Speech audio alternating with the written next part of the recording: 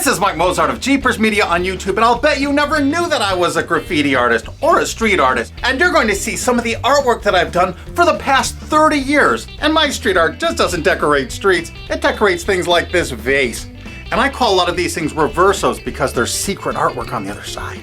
I didn't just use ordinary spray paints, well some of it is, but I custom mixed and matched a lot of my paints to have special effects. I included gold dust and diamond dust, real gold leaf. I mean, I went crazy. I used all types of special effects, metal flake and custom metallics. I still don't see how people mistake these for something else. I mean, really. Even though I'm really well known for my Stop Sopa video, I do a lot of failed toy reviews. For years, I illustrated children's books and designed toys with lots of popular characters.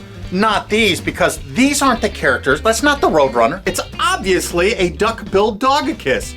I mean, really. Who could mistake that for the Roadrunner? It's a dog all the way down to its paws. And there's my signature, Mike Mozart Reverso. Do you know what happens to artwork after the artist dies? You should go for the old fat ones, because they're gonna go first. Now, a lot of people might mistake this for being Dexter, sitting in a big pot of boiling brew. But it's actually not. This is just a little tiny detail from the other side. It's so obvious when you actually look at these as a small part of a much bigger whole. Stunning details, incredible colors. Oh, it has Bluetooth. And this one includes the words 3D vision because this is color shifting paint. Depending on the angle you stand, it turns different colors. And this character is called the Lab Rat. And of course it's a genuine Mike Mozart Reverso. I mean, really larger character. Look how big I am. I don't do anything little. Everything's enormous. What I'm hoping to do is find a gallery, maybe in New York City. That would be ideal since I live right outside New York City, that wants to show this controversial show. Of course, it'd have to be a gallery that was clever enough to show that these paintings are on both sides. And both sides are necessary because it shows I'm not infringing anybody's copyright. Well, a lot of people might mistake this for Jack Skellington, but they'd be wrong. This isn't Jack Skellington. It's a detail of a much bigger picture. That's on the other side, the Reverso. But now look at what this painting actually is. This is the big copyright jackass. I mean, really. Who would mistake that for Jack Skellington now? And I'm not the unknown artist. Search Mike Mozart in quotations on Google. There's a million hits for me, or my company, Jeepers Media. And my next Mike Mozart Reverso is one of the orneriest, craziest, shooting up characters in the whole world. It's not actually Yosemite Sam. How could anyone mistake Euduckimus for Yosemite Sam? And what do we have here? No, it's not Waldo, or Wally, depending on where in the world you are. But a lot of people make that mistake. I can't understand why. But if you look at the other side, it's obviously the Santosaurus. I mean, what else could that be? This is obviously not Marvin the Martian, and I use lots of found real objects that would have been found outside on those original brick walls. I still can't see how people mistake these for something else. I mean, really. That's actually a gigantic butterfly. Of course. How could anybody get that wrong? We need to save fair use because this is commentary on the big media companies and how they're trying to silence you. So copyrights now are the beast. And on the Reverso part, I use paint markers, sometimes I use spray paint, but the boards are always prepped with crazy backgrounds before I start. Do you think I should just do my YouTube videos and do these paintings and just retire? This is a continuation of the street art that I was doing in the 1970s and 80s.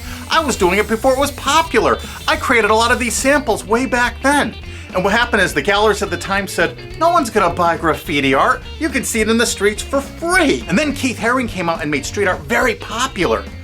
But by then I was illustrating children's books and designing toys and I had a family and I didn't have the time anymore to put into my artwork, but now I do. And now I have a reason, just to show the hypocrisy of these people. All of this artwork is fair use, absolutely. All of my works of art are two-sided commentaries on the hypocrisy and ridiculous copyright laws we have now that are being manipulated by big media companies that'll claim they own the tiniest shred of media. And one of my favorite street artists and good friends is Alec Monopoly. He's a brilliant artist of the Monopoly guy, and he uses him in lots of very critical commentary and social ways. He made this shirt for me when I was visiting him at Alki David Studios. And of course, Alex signed it everywhere, as he normally would, and the cuffs. Hey, this is not Eric Cartman. I mean, a lot of people would mistake that for Eric Cartman, but it is definitely not. especially when you see the other side. Just one small piece of a much larger picture, the pterodactyl, another Mike Mozart reverso. That's obviously a dinosauric creature. Now this isn't what you think it is. This is not Raphael. No way. This is just another little detail of a much bigger picture. Obviously a big swamp alligator. There is no way you could confuse that with Raphael. Cowabunga, dudes! This is obviously not SpongeBob and Patrick. Why would people make that mistake? The other side shows they're completely different characters and creatures altogether.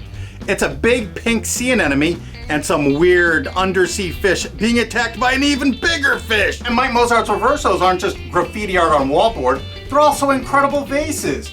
They're also, this is not Scooby-Doo. If you saw the other side, you would see it's not. This is another Mike Mozart free to re-upload anywhere on the internet you wish video, or you can click this remix button under the screen and you can re-upload it to your channel and the views will count on your channel. How can you beat that? Help me spread the word. Mike Mozart reversos are also on a lot of antique clocks. I especially like the original George Nelson clocks for Herman Miller.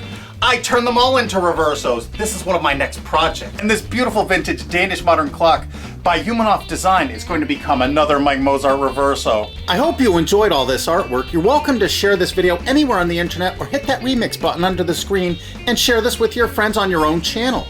I also made a lot of pictures. I made over 120 of these. Most I've given away. I still have at least 27. That's my homage to Keith Haring, which I was very proud of. I made that in 1990 and really loved it.